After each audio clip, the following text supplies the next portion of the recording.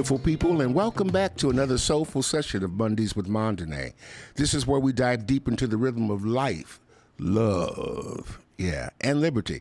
And I'm your host, E.D. Mondane, and I'm ready to groove through the beats of the week with you. And go into this episode, we'll be talking about the critical importance of what everybody needs to be talking about, Project 2025. So, you know what I'm going to say, right? Go ahead and grab your Kool-Aid, your Spam and crackers, kick back, and let's get into it.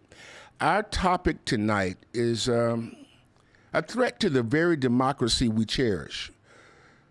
Project 2025. This initiative represents a significant danger to marginalized communities and ultimately to the democratic values we all hold dearly. But what is Project 25? Let's get an understanding. Project 2025, also known as the Presidential Transition Project, is a coalition of conservative and right-wing proposals from the Heritage Foundation aimed at reshaping the United States federal government and consolidating executive power. If the Republican Party wins the 2024 presidential election, of course.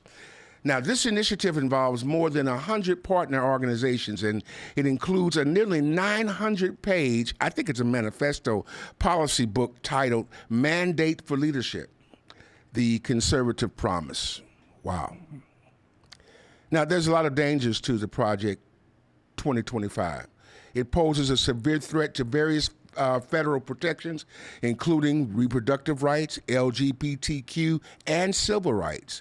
Of course, it affects immigration policies and climate change efforts. Let's break down 7 different ways that this Project 2025 directly affects marginalized communities. It's a lot to chisel through. The nationwide abortion ban. Project 2025 proposes a nationwide abortion ban and restrictions on access to contraception and medical abortion. This would disproportionately affect Black and brown women, stripping them of essential reproductive health care and exacerbating existing health disparities. Now, the work requirements for Medicaid, this is where it gets really interesting. The project suggests imposing work requirements on Medicaid, which helps cover medical costs for low-income individuals. Now, I don't disagree with some of that ideology. However, the realistic measures behind that is out of control. These requirements would disproportionately burden Black Americans who face higher discrimination rates in the job market. And it further fuels racial inequality. Don't have a lot of time to get into that right now, but it's deep. And it cuts education funding. Project 2025 threatens to roll back education policies that support Black Americans, including student debt relief and Title I funding for low-income districts. Reducing these resources would limit educational opportunities and exacerbate the achievement gap for marginalized students. The elimination of social safety net programs is crucial.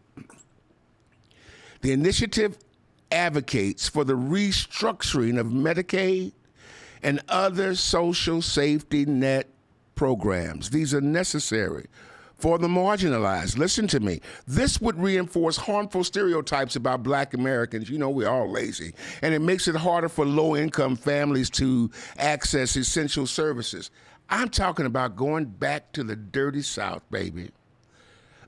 Listen, LGBTQ and civil rights protections, well, they got lumped together. I've got a problem with that. But for now, we need to band together.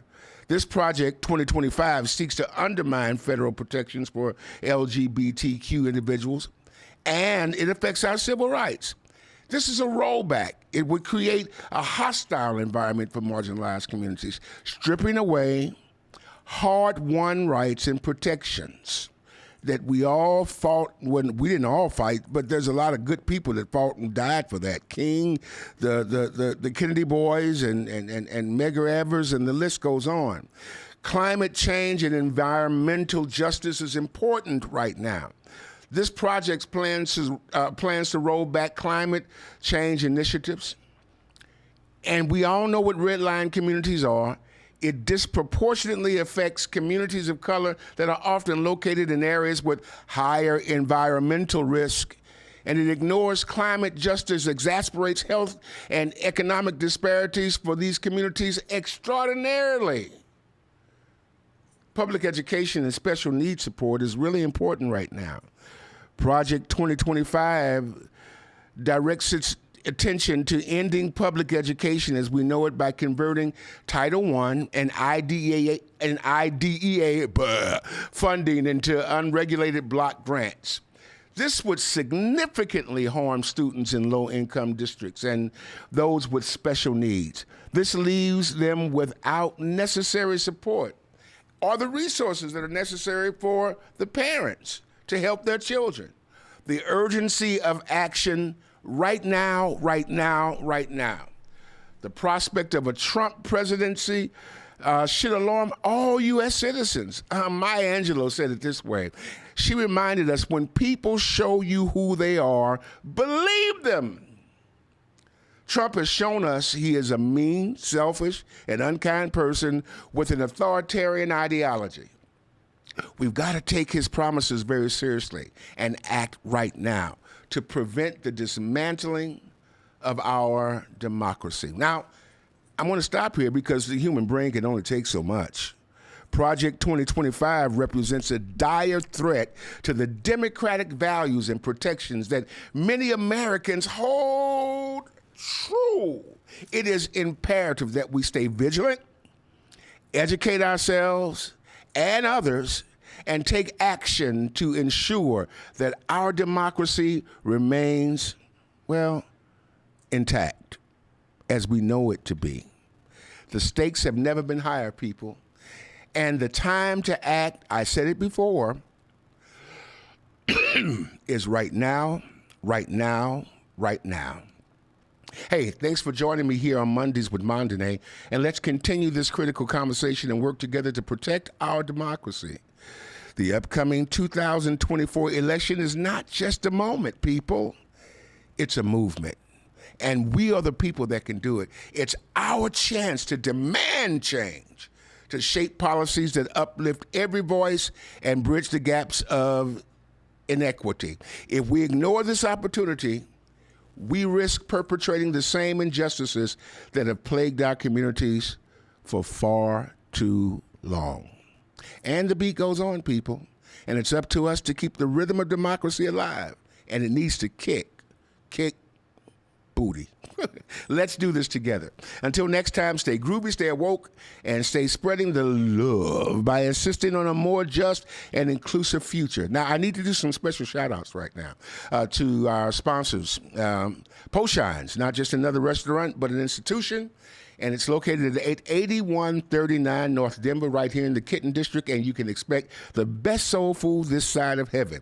We've got Aunties and Tanties Daycare, Mama Dear, not Dearest, but oh, y'all, they good folks, and they'll take good care of your kids. We got Adorn Electric. They really light up our lives, and I'm grateful for their support on this podcast. You can visit me right here on Sunday mornings at Celebration Tabernacle, right in the heart of Kenton in Portland, Oregon. A special thank you to the guys that make this happen for us, our production team, Dion, Robin, Andy, and Paul. And they're all here tonight. Not just one of them is bigger than the other, and they all stand tall. Thank you for being here. And I want you to look at us on Facebook, which is on my left there. And then we've got, what is it? YouTube, right. Come on over and give us a shout. And you'll like the program, I have no doubt. Until next time, I'll see you later. Goodbye. You know, I talk about a lot about knowing where you came from to know where you're going. Well, I came from the projects of St. Louis, Missouri. And I ended up into the majestic mountaintops of Portland, Oregon. It's been a wonderful journey, and Lewis and Clark took that journey from St. Louis to Portland, and I took it too. It talks about who I am, and as I'm with you often in cyberspace or on websites or on the, what do you call it, social media, I want you to know a little bit about me and who I am. This book talks about my fantasies, my failures, my triumphs, and more than that, it talks about the resiliency of being able to continue to go forward regardless of the odds. I'd get a copy. It's called From Maladies to Melodies. And I hope that you enjoy it and give me some feedback. God bless.